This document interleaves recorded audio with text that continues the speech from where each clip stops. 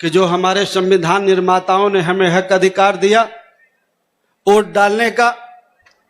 अगर हम उस वोट का सही प्रयोग करें तो हम अपना और अपने बच्चों का भविष्य बेहतर कर सकते हैं, उनका भविष्य हम बना सकते हैं। लेकिन अगर हम अपना वोट उस 6,000 रुपया में एक कॉलोनी में गैस सिलेंडर और चूल्हे में अगर हम देते रहेंगे तो इन 74 सालों के आज़ादी के बाद भी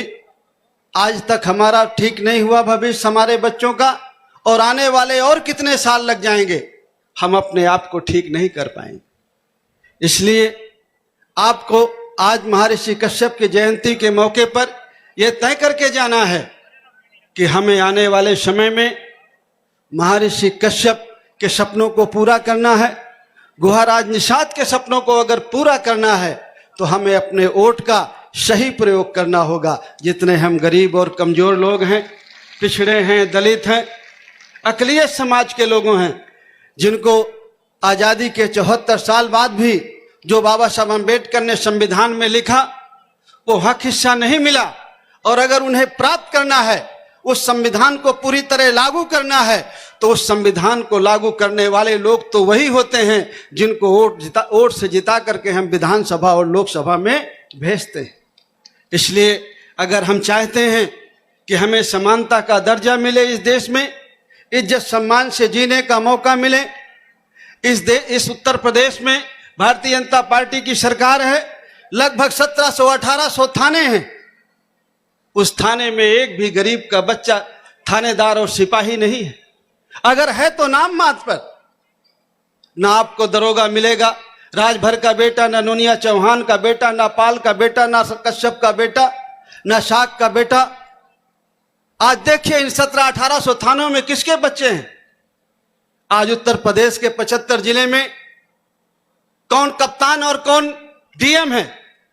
कौन परगना मजिस्ट्रेट और कौन तहसीलदार और कौन सीओ है, यह आपको सब समझना पड़ेगा। अगर आप चाहते हैं कि हमारे बच्चे भी उस जगह पर पहुंचे तो हमें अपने वोट का सही प्रयोग करना पड़ेगा। जो लोग सत्ता में आए और जिन लोगों को हमने पिछड़ों के नाम पर सत्ता में भेजा, बहुजन के नाम पर सत्ता में भेजा, सत्ता पे जाने के बाद उन्होंने क्या किया, यह भी आपसे कोई छुपी हुई बात नहीं है।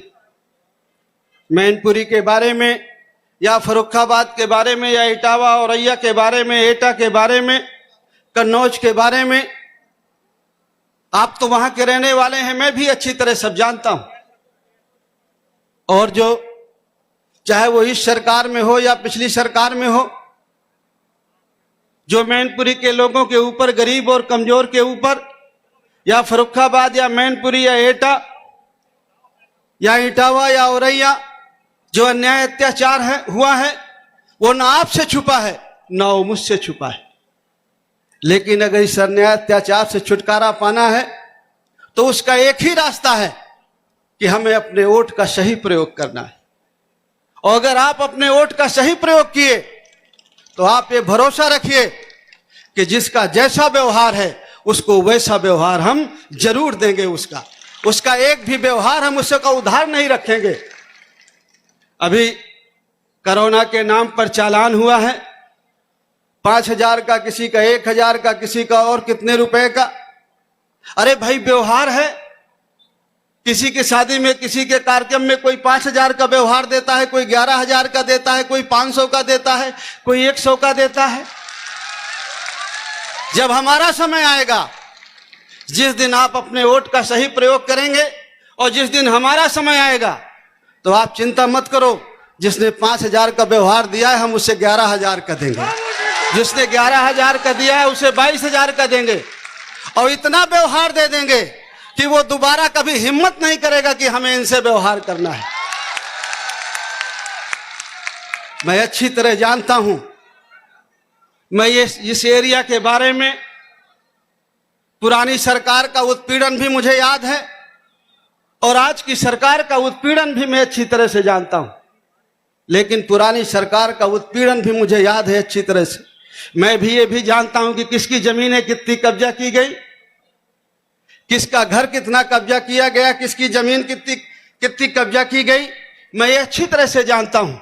और मैं कुछ भूला नहीं हूं। जो बातें मुझे आपने एक एक बताई है मैं एक एक जानता हूं। और जिस दिन मेरा थोड़ा बहुत भी समय था, मैंने जिसका जिसका व्यवहार था मैंने उसे वापस भी किया है